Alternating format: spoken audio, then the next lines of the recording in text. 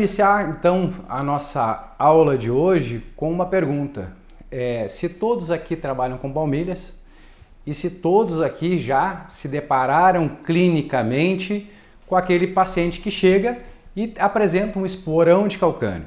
E muitas vezes nesse momento onde a gente recebe pacientes com esporão de calcânio, muitas vezes nos falta ferramentas para avaliar, para tratar, para conseguir auxiliar esse paciente nesse momento de crise, ou seja, num quadro álgico que esse paciente nos apresenta, ou até mesmo num quadro crônico de dor que esse paciente já tem instalado aí há muitos anos no esporão. Normalmente, essa patologia ela acompanha um quadro crônico do desenvolvimento, que é o esporão de calcânio. Ele não surge de um momento para o outro, de uma hora para outra, mas o quadro álgico, ou seja, a fase aguda, pode se estabelecer por diversos momentos na vida desse paciente aí. De qualquer forma, eu vou me apresentar rapidamente para os que estão chegando hoje nesse momento aqui, tá? Então, eu sou fisioterapeuta desde 2007, já faz um bom tempo aí que eu me formei em fisioterapia.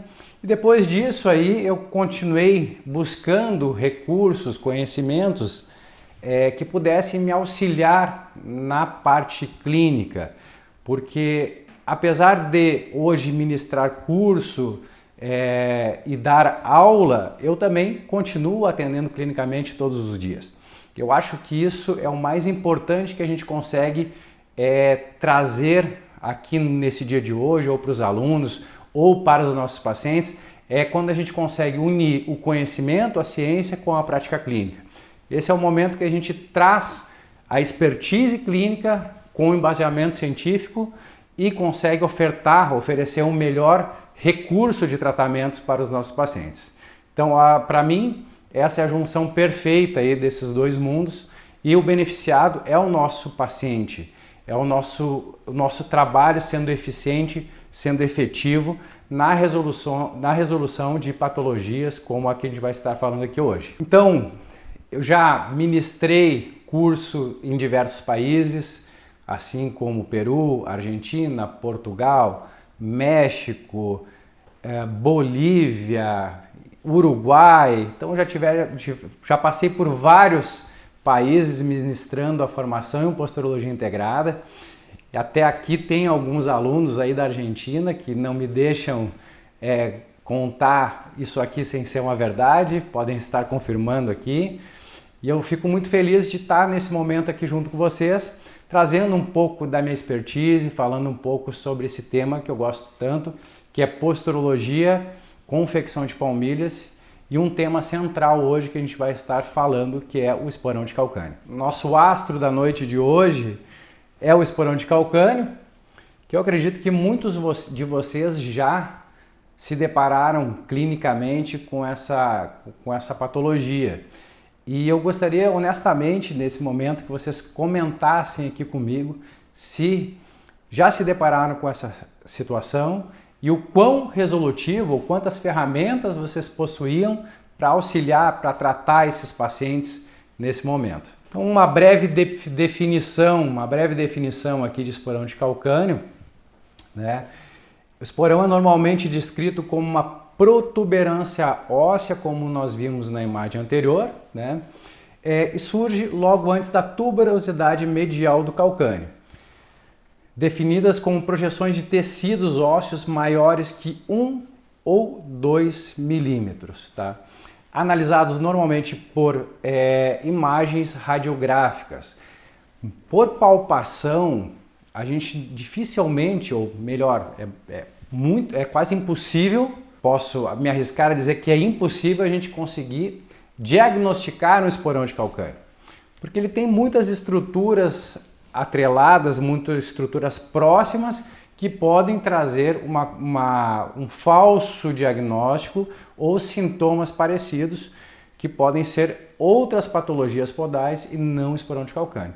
Por isso, através de um raio-x, de uma radiografia, a gente já consegue entender se existe instalado um esporão de calcânio ou não no nosso paciente. A maioria surge no processo medial da tuberosidade, então na parte anterior do pé, a gente já vai estar trazendo uma imagem falando um pouco melhor sobre isso, tá? E a aparência anatômica é muito variável, ou seja, maioria das vezes a gente encontra como se fosse um espinho de roseira, ou seja, como se fosse uma garrinha que se projeta ali na tuberosidade do calcânio. Nós temos aqui então o calcânio, certo? Essa é a parte que nós temos o tubérculo anterior, certo? Então tem inserções de musculaturas importantes nessa região também. Quando a gente olha ainda mais posteriormente agora, que vai estar em azul, tá? Eu tenho, tá, a apófise medial, que é o tubérculo medial do calcânio, na parte interna. E agora passo para a parte lateral e anterior do calcânio também, que é a apófise lateral, e eu tenho o tubérculo do calcânio aí lateral. Nessas três estruturas que eu mostrei para vocês, que estão embaixo do pé do paciente, eu tenho inserções importantes de musculaturas, assim como agora na tuberosidade posterior do calcânio, que eu tenho a inserção do tendão de Aquiles. Então agora eu fiz um repasse um pouco mais lento para vocês, para a gente conseguir acompanhar, e novamente as três estruturas inferiores plantares, tubérculo medial, tubérculo lateral, tuberosidade posterior,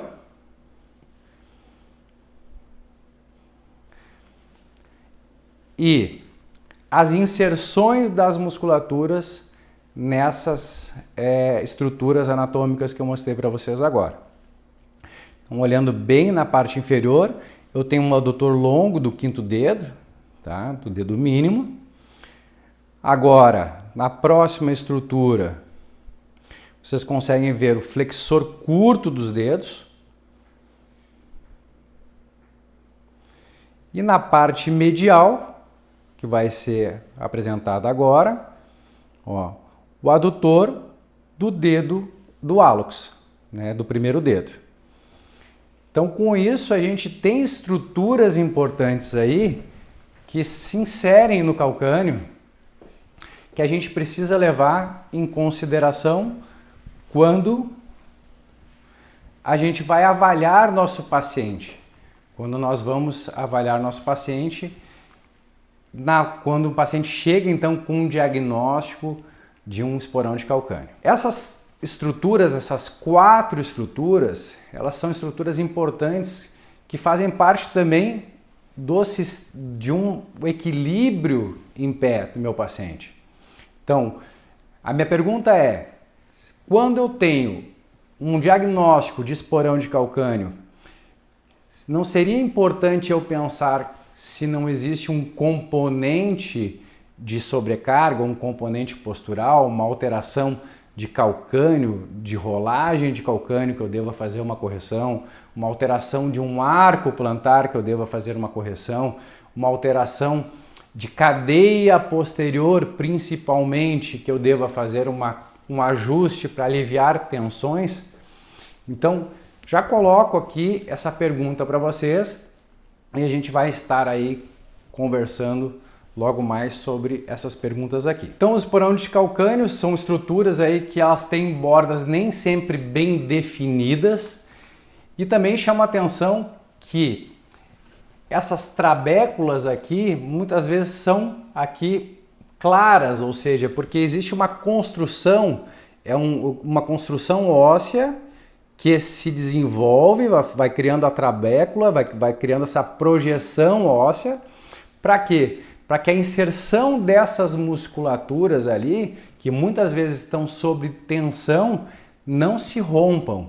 Então, a gente pode pensar também que o esporão ele tem um componente de tração, de tensão sobre a inserção dessas musculaturas que a gente falou agora anteriormente. Então, eu preciso verificar também o que está causando a tensão nessas musculaturas.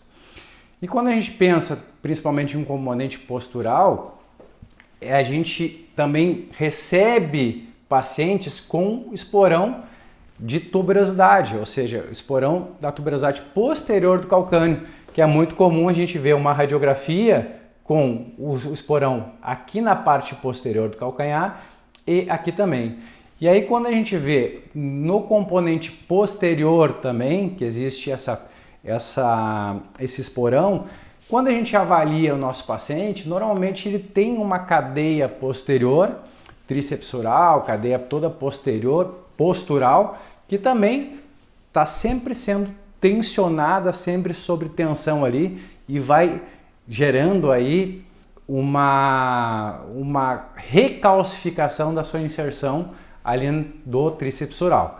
Então é importante a gente começar a olhar nosso paciente nem sempre para o local somente da patologia, e sim buscar estruturas associadas aqui que podem estar aí auxiliando ou desenvolvendo tanto na parte mecânica ou estrutural do meu paciente que esteja favorecendo esse aparecimento de um esporão de calcâneo. Quando a gente busca na literatura a etiologia, a fisiopatologia, se fala normalmente que não existe uma causa, não é reconhecido uma causa que gere o esporão de calcâneo, que pode ser de diversos fatores, né?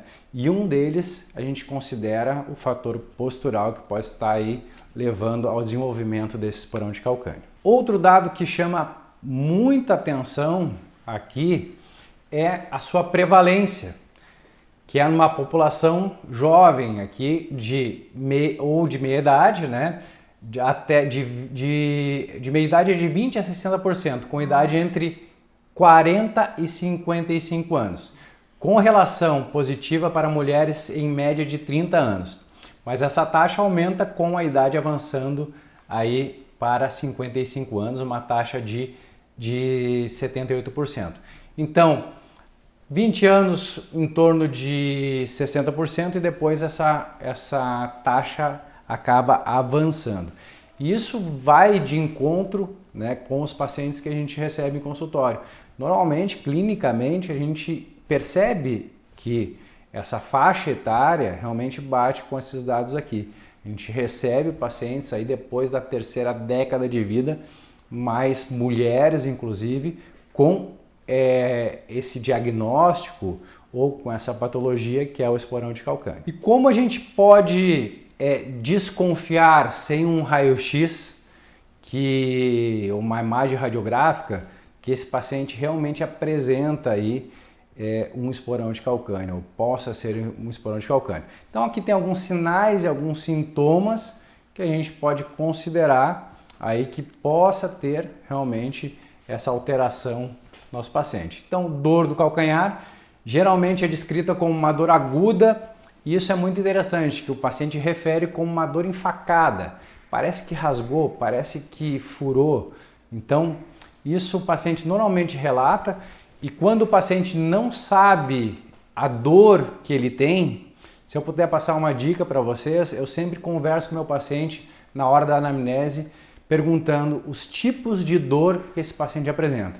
Se é uma dor em queimação, se é uma dor em agulhada, se é uma dor do tipo de facada, se é uma dor fina, contínua, profunda, que está sempre ali. Então, todas essas informações que nós coletamos na anamnese nos leva para um tipo de dor e para um tipo de diagnóstico que nós trazemos para o nosso paciente.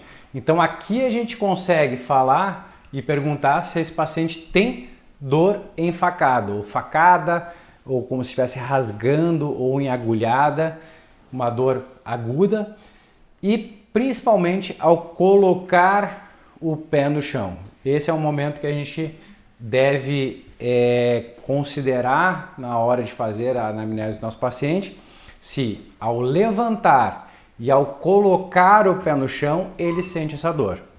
Então isso é muito importante, tá? Sensibilidade local, região medial e inferior, que é o local de maior prevalência, como nós vimos aí, do desenvolvimento do esporão de calcâneo, tá? Pode estar sensível, e a palpação. Lembrando que o esporão em si mesmo, ele não dói. O que a gente vai ter aí é ao entorno, estruturas adjacentes que começam a produzir dor e principalmente muitas vezes por alteração da pisada. Ou seja, tem dor na parte medial, começa a proteger, começa a colocar o pé em reversão, em supino no chão para proteger aquela região que já está aí com um quadro de dor. Rigidez matinal, ou seja, dificuldade de estender os dedos, de flexionar, de iniciar uma caminhada. Esse é um momento bastante importante que o paciente nos relata. E se eu puder colocar mais um critério aqui, que é importante, é que o paciente piora com a atividade física. Principalmente no momento se ele tenta fazer movimentos que exijam mais do componente elástico do pé. Ou seja, maior impulsão, subida de escada, subida de ladeira. Isso exige maior aí tensão, né, dessa musculatura, por exemplo, dos flexores, que se insere lá e ele vai ter mais dor. Então ele começa a mudar, inclusive, a forma que ele caminha, começa a mudar o tipo de pisada, com uma pisada mais para proteger, e começa a repercutir na mecânica toda ascendente dele, em joelho, em quadril, muitas vezes na forma que ele realiza todas as fases da marcha aí. Então aqui também a gente percebe por imagem aí que, por exemplo, aumento da espessura da fáscia plantar. Então, muitas vezes o aumento da espessura da fáscia plantar também, aí isso tem que ser por uma ressonância, uma ecografia, alguma imagem que nos traga aí essa questão da fáscia plantar. Então, claro que quando se trata de palmilha como um recurso que vai estar auxiliando mecanicamente a parte muscular, a parte mecânica, as relações também da marcha, a parte cinemática desses pacientes, é importante a gente considerar alguns critérios, assim como o tipo de arco plantar, a mecânica acoplada de tornozelo, de joelho, de quadril, o plano escapular desse paciente, ou seja, o centro de massa é deslocado para frente, deslocado para trás. Afinal de contas, todas essas estruturas que estão em cima dos nossos pés fazem com que esse pé use tensionamento de musculatura intrínseca, tensionamento de musculatura inferior, flexores, adutor, abdutor, enfim, para equilibrar essa mecânica ascendente. Então, não vejo hoje como a gente separar esse pé das estruturas ascendentes na hora da gente montar uma palmilha. E aqui a gente agora colocando um holofote, né, botando uma lente sobre essas duas situações, a gente tem uma diferença muito importante também estrutural entre esses dois pés. E aí a gente pensa também, será que a posição do calcânio é a mesma entre um pé plano e um pé cavo? Será que a tensão dos músculos que a gente viu anteriormente aqui não estão modificados?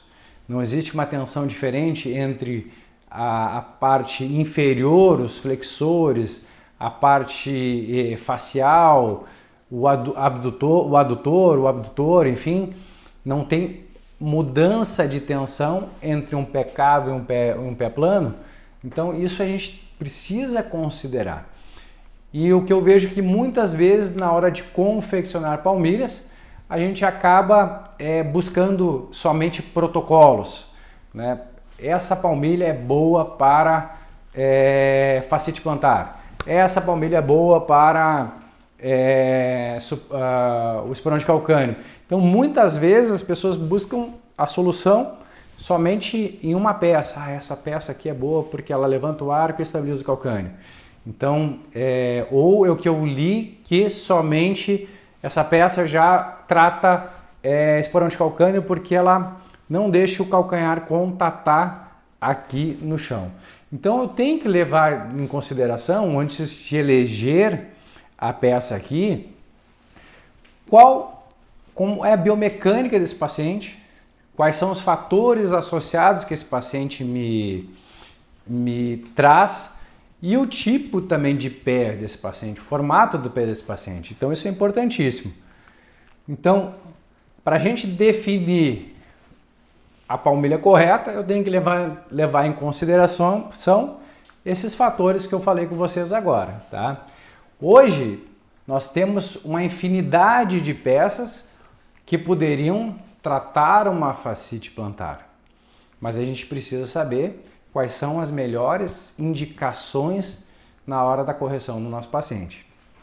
Então, a gente tem que saber se a altura que eu estou elegendo é correta da peça, se eu preciso de uma peça com maior altura, com menor altura, se eu preciso de uma peça que seja mais dura, mais firme ou mais macia, que faça uma absorção de impacto, por exemplo.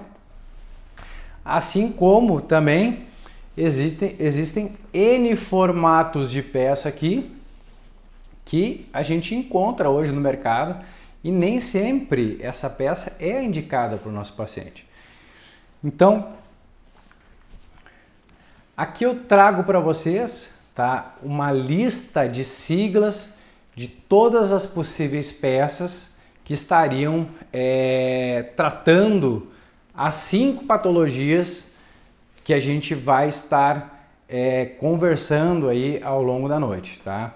Então, nessa patologia aqui, a gente vai estar falando exatamente do esporão de calcânio e eu trago aqui para vocês uma série de indicações, uma tabela bastante mastigada, já dizendo o que é interessante a gente olhar e provar e testar com os nossos pacientes na hora da confecção da palmilha para cada tipo de pé, para cada tipo de situação de patologia, que são as 5 patologias podais, que é o tema da aula de hoje.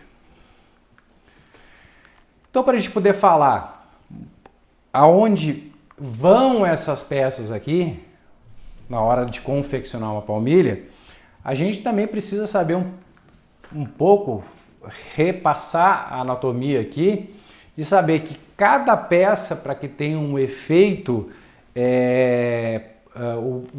que a gente quer que ele resulte, ela precisa estar bem posicionada no pé do nosso paciente. Então, existem peças que vão especificamente no retropé, outras no mediopé e outras no antepé. Então, cada peça tem o seu lugar na hora da gente colocar para tratar uma patologia do nosso paciente. Isso é muito importante. Cada peça tem o seu lugar, tem o seu segmento podal e muitas vezes a gente não pode pecar e muitas vezes se peca de avançar uma peça ou colocar uma peça rotada, virada, enfim, que não vai estar promovendo o tratamento da forma adequada para o nosso paciente. Então a gente tem 3 segmentos funcionais aqui do nosso pé, ok? Então a gente tem retropé, mediopé e antepé, como eu falei anteriormente para vocês. Então nós temos aqui, nós vamos começar a construir, tá, as estruturas ósseas que fazem parte de cada segmento funcional do pé, desses 3 segmentos que eu estou falando agora. Então a gente tem talos e calcânio. Então, lembrando que essa imagem que vocês estão vendo aqui é uma imagem de vista, eu estou vendo a vista inferior do pé, estou vendo a parte plantar do meu pé. Então, eu tenho o calcânio e acima do calcânio eu tenho a estrutura que é o talos. Esses 2 ossos aqui, eles fazem parte então do retropé. Talvez aqui também ajude um pouquinho mais para mostrar para vocês aqui. Deixa eu ajustar aqui.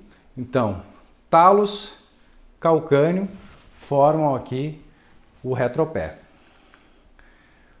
Próximo segmento funcional, a gente vai estar falando aqui do mediopé agora, tá?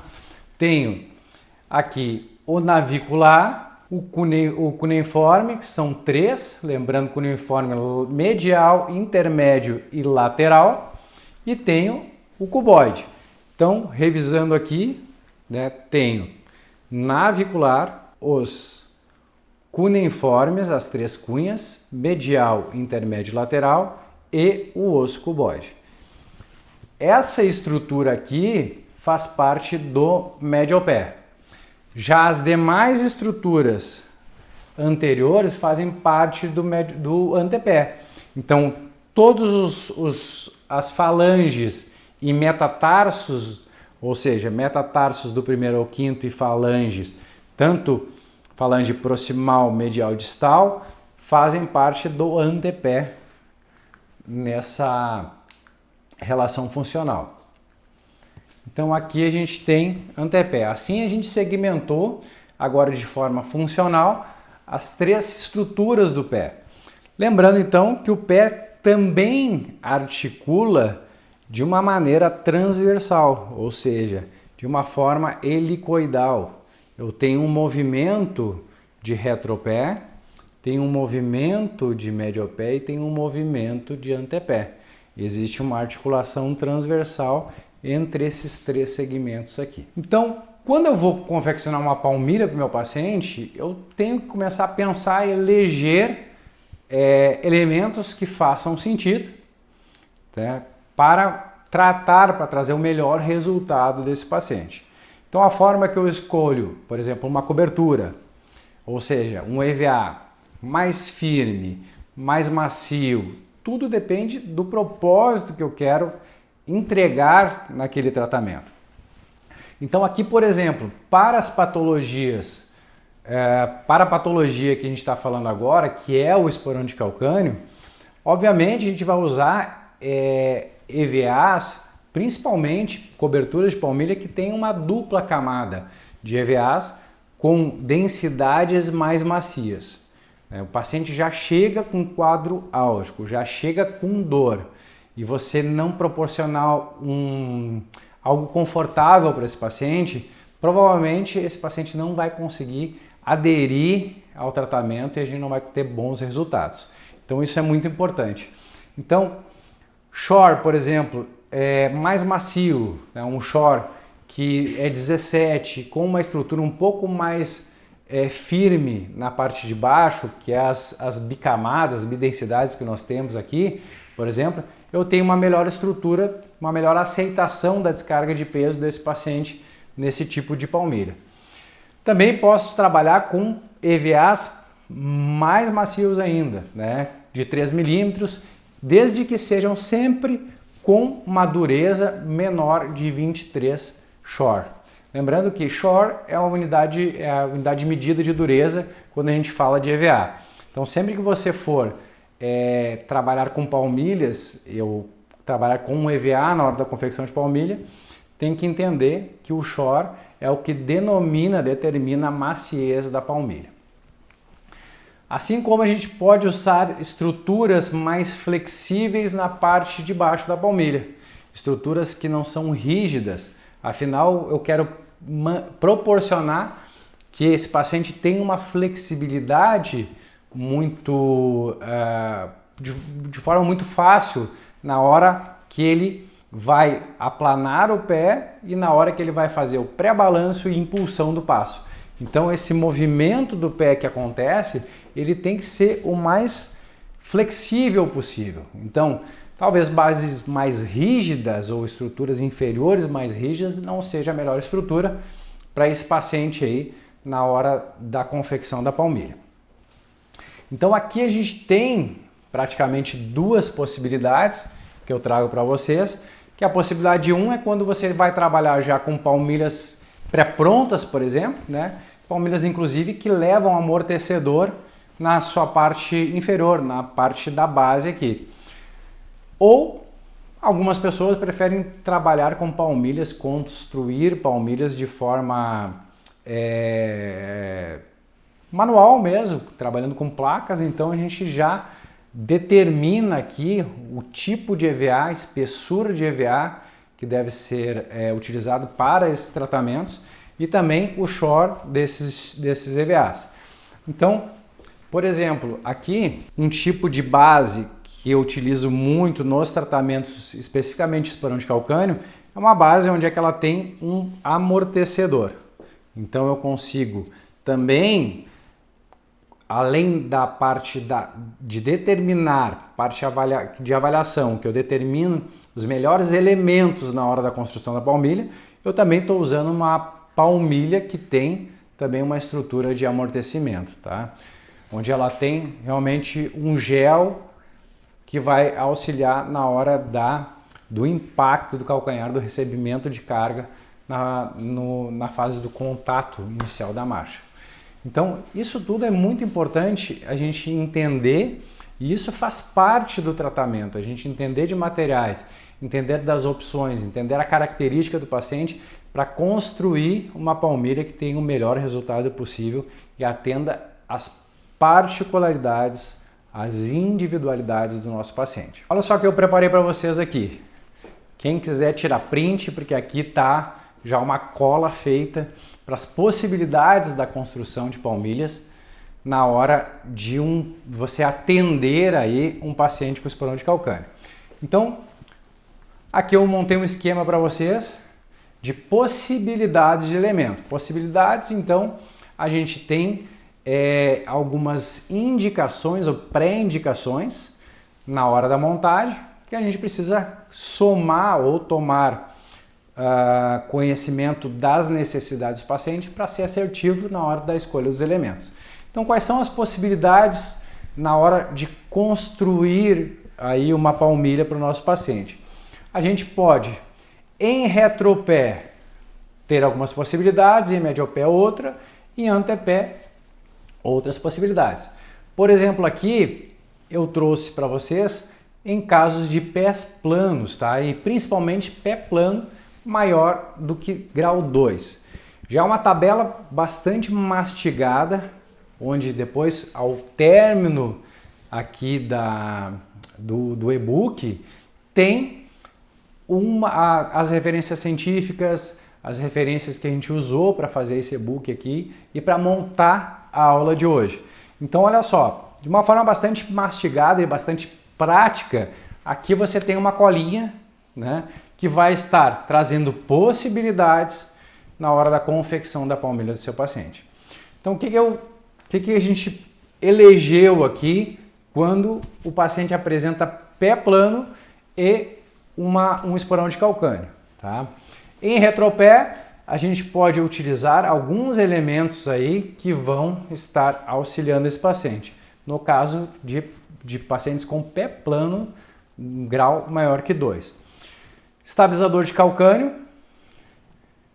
cunhas em PU, e essa é uma diferença muito grande, a diferença de uma cunha em PU e uma cunha emborrachada é realmente o toque e é a capacidade de absorção e de amortecimento. Então, a gente entender que esse paciente que apresenta dor, eu não vou colocar nada muito duro, muito rígido, porque eu vou estar gerando ainda mais dor nesse primeiro momento da confecção da palmilha dele.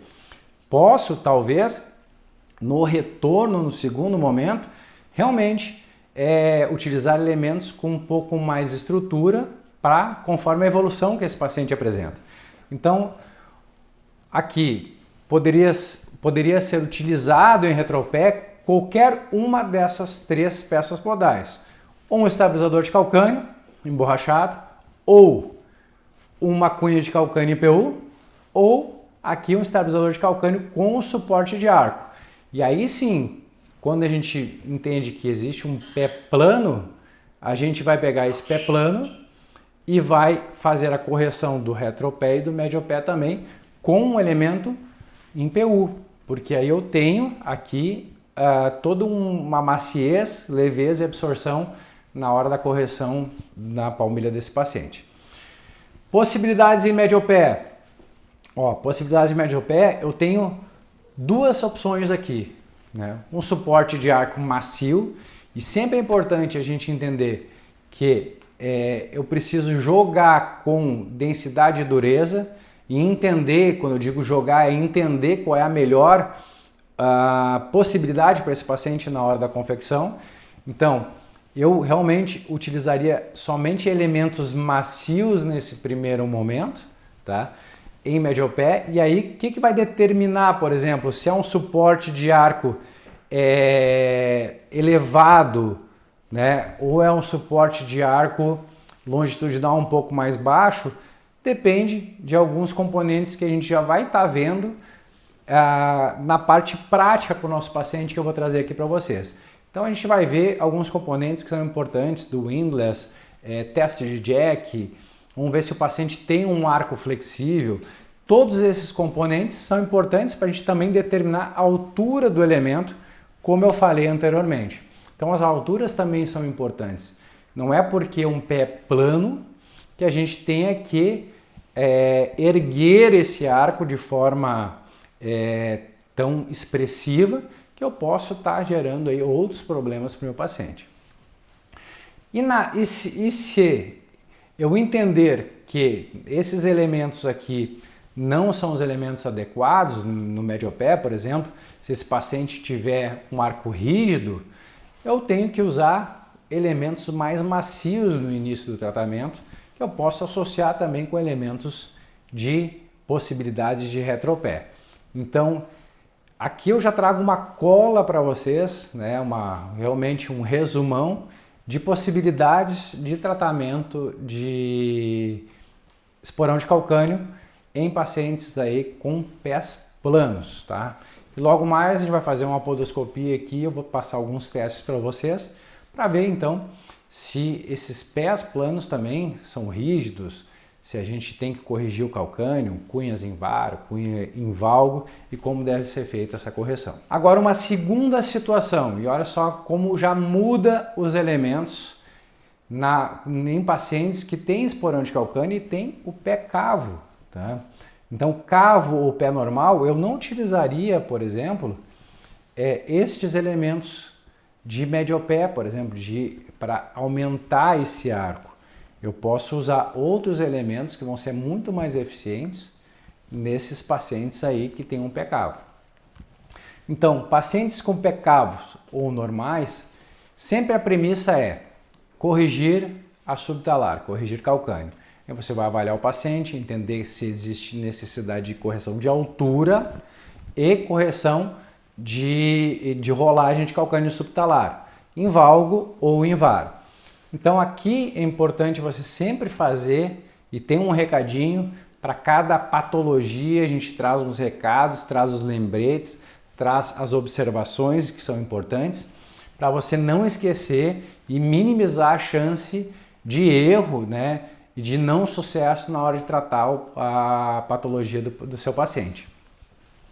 Então aqui poderia utilizar em pés cavos ou pés normais, a gente pode utilizar, por exemplo, o estabilizador de calcânio. Cunhas em PU também, nesse caso, seriam as mais indicadas em relação a cunha em EVA ou borracha. E estabilizador de calcânio zero impact, ou seja, estabilizador de calcânio que tem maior conforto para esse tipo de paciente.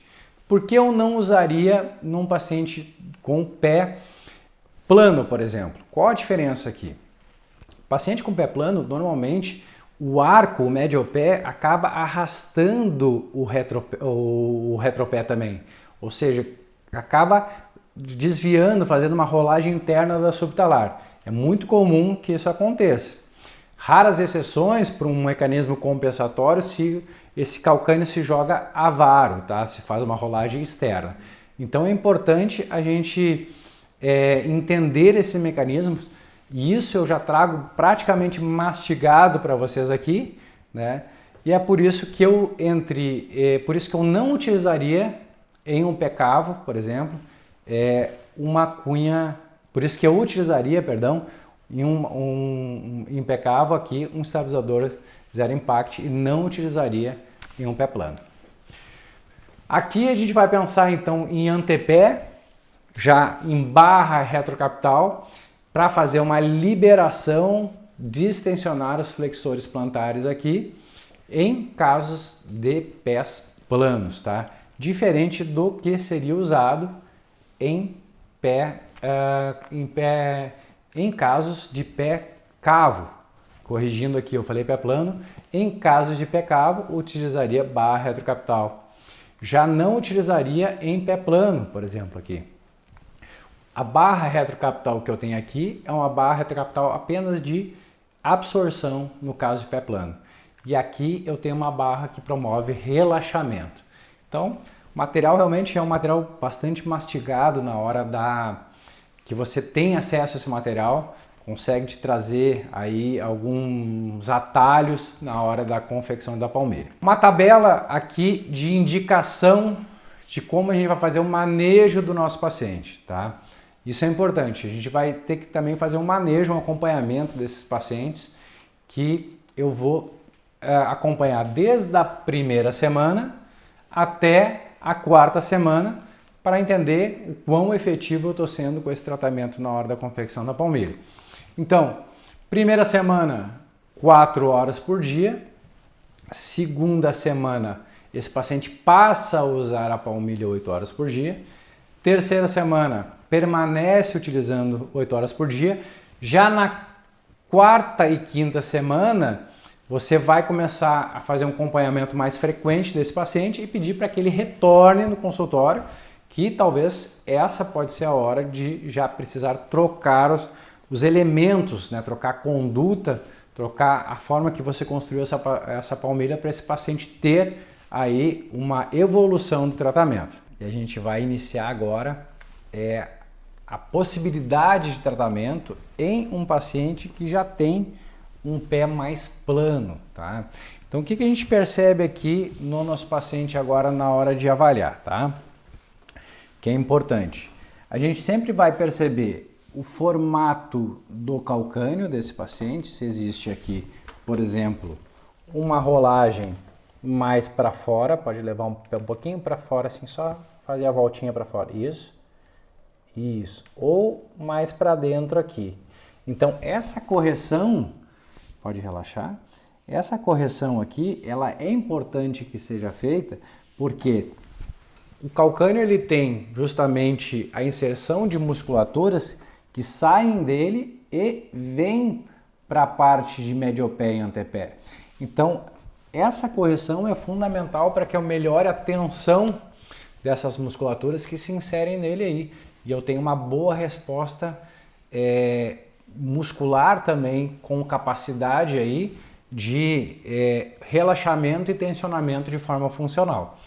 Então, isso é muito importante aqui, nesses tipos de pacientes, a gente também entender, principalmente em casos de pé plano, se esse paciente tem um arco flexível, ou seja, a capacidade de formar o arco e relaxar o arco. E como a gente descobre isso? Fazendo um teste que se chama Jack Test. E através do Jack Test eu vou perceber, então, vou executar ele com vocês aqui, se esse paciente consegue fazer a formação ou criar esse arco ou não. Isso é importantíssimo porque eu consigo, a partir deste teste, entender se o arco é flexível e se eu preciso utilizar alturas maiores ou alturas menores na hora da confecção da palmilha e do levante desse arco plantar. Então, por exemplo, aqui, este teste que a gente vai estar fazendo agora é o que vai determinar, por exemplo, espessuras de elementos, alturas de elementos na hora da confecção do tratamento de um próprio esporão de calcânio neste paciente. Então, eu vou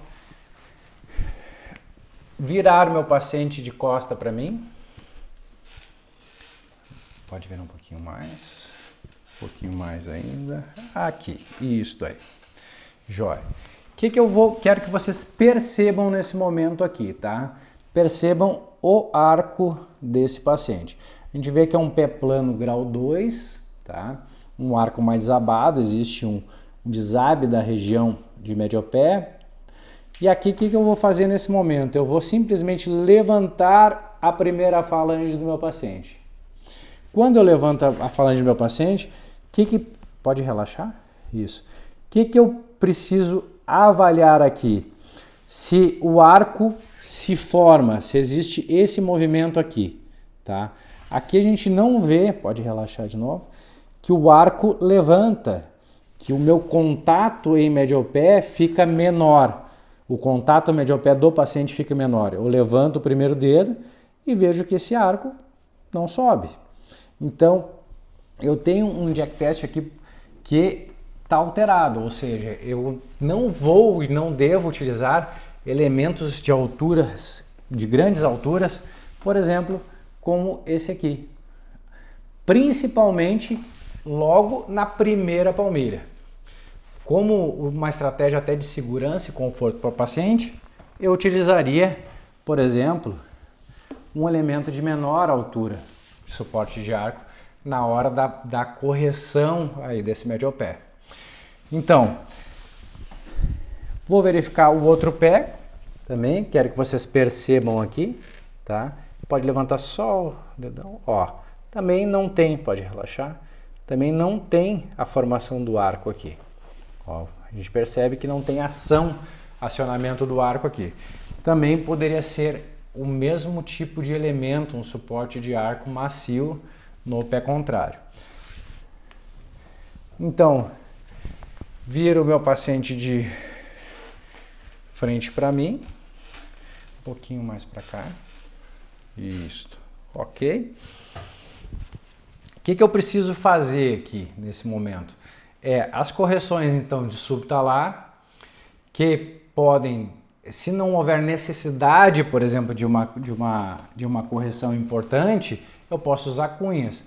Se eu tiver necessidade de uma correção importante subtalar e esse paciente também apresenta uma instabilidade, tem um PO de tornozelo, um pós-operatório de tornozelo, ou tem um paciente que possa ser neurológico, por exemplo, eu posso utilizar elementos, né, para fazer a correção. Levanta só o calcanhar aqui, com o estabilizador de calcânio, pode pisar. Para fazer já a correção da subtalar e também tirar o contato desse calcânio do solo de forma emergencial. Se o paciente não apresenta essas alterações, a gente pode fazer a correção, por exemplo, simplesmente com uma cunha de calcânio. Então, a cunha de calcânio tem que ser determinada através dos testes, né? Que a grande maioria das pessoas aqui já trabalham com palmilha, então um teste de correção, palpação de pelve, inconformidade com o joelho, inconformidade com o posicionamento que se precisa ser corrigido, a subtalar lá embaixo. Então, levando o calcanhar aqui, poderia colocar, pode pisar, uma cunha de calcânio. E para este paciente aqui, tá, faço a correção com suporte de arco medial aqui. Pode pisar. Então, essa poderia ser uma possibilidade do tratamento para este tipo de paciente e esta configuração de pé. Porque se esse paciente, por exemplo, apresenta um jack, onde ele consegue aumentar o arco, talvez eu poderia estar usando essa peça aqui, né? E se esse paciente fosse um pé plano grau 3 e sem possibilidade de formação do arco, esse paciente precisaria receber no pé contrário, por exemplo, tá? Sempre se inicia com a correção do calcânio, tá? Pode pisar. Levanta a frente do pé contrário agora, calcânio no chão, calcânio, e o dedo para cima. Isso. Um pouquinho mais, pode pisar. Estaria fazendo um pequeno ajuste em médio pé nesse primeiro momento. E assim a gente vai evoluindo com o nosso paciente. Todas as possibilidades que esse paciente apresenta, aqui na hora da configuração dessa palmilha, eu trago já mastigado para vocês, que é o que está aqui na tela. Não sei se vocês já printaram, não vão printar, aproveitem para a gente poder aí construir uma palmilha efetiva, eficiente para esse paciente aqui. Aqui pode descer, obrigado. Então a gente vai fazer agora um segundo momento, que é agora com possibilidades para confecção em um pé cavo, por exemplo. Então a gente vê que é um pé, por exemplo, completamente diferente, né, do pé anterior. Um pé que tem um cavo se a gente analisar aqui um cavo bem alto, aqui nós temos um cavo tipo 3, já aqui um cavo que também já é um cavo 3, praticamente não tem o contato aí do arco lateral. Vou só ajustar um pouquinho mais assim, beleza. Estrutura de calcânio também já muda, se a gente olhar aqui de um pé para outro. Então o que a gente vai, quais seriam as possibilidades aqui no caso desse tipo de paciente aqui, né? Eu não trataria, não levantaria um arco que já tem sustentação, um arco que já é formado, que já é estruturado, que cumpre o seu papel aí no equilíbrio corporal, na fase da marcha, em todas as fases da marcha, na recepção de carga. Então não faz sentido que para esse tipo de pé a gente sustente o arco, né? Um arco que já cumpre o seu papel, que já faz aí suas funções. Então o que a gente pode trazer aqui de possibilidades para esses pacientes aqui? Tá?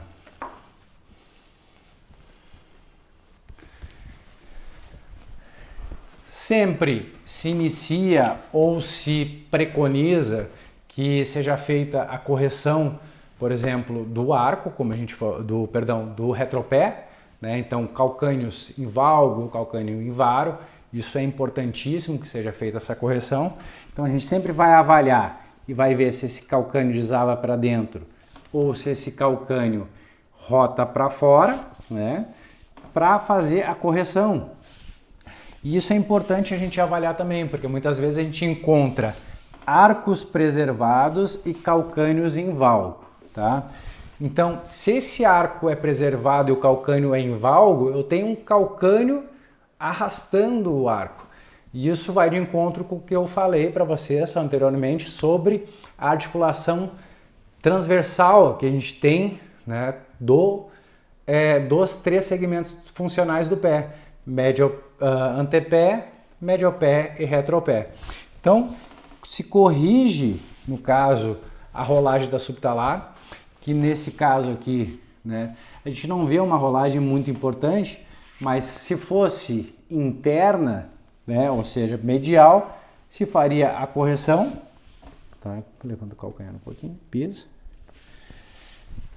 Faria a correção, porque eu já tiro também a sobrecarga de primeiro metro e faço aqui a aplicação, faria a aplicação frente do pé um pouquinho, de uma barra retrocapital para aqui estabilizar melhor e também relaxar todos os flexores plantares aí que se inserem lá no calcânio e vêm para os dedos do pé aqui, vem para a parte de mediopé e antepé.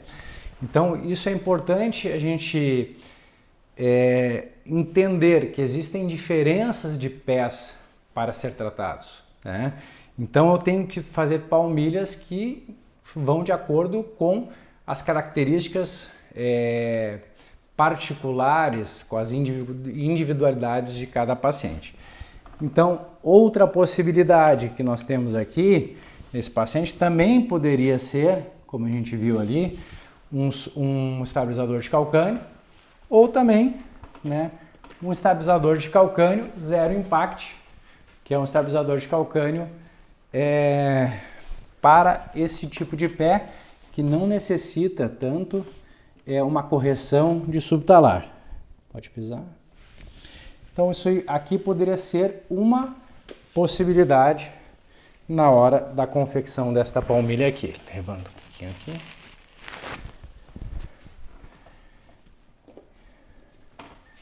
Levanta aqui, pessoal. Pode pisar.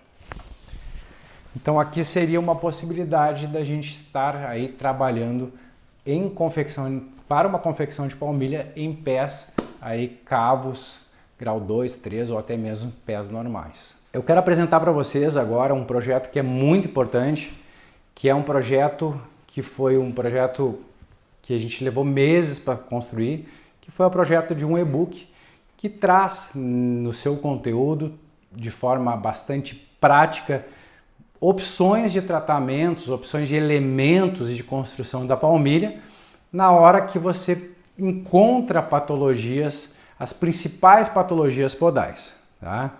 Então, patologias como pé plano flexível, apesar de eu trazer uma palha aqui para vocês, né, sobre a diferença de um pé plano rígido e um pé plano flexível,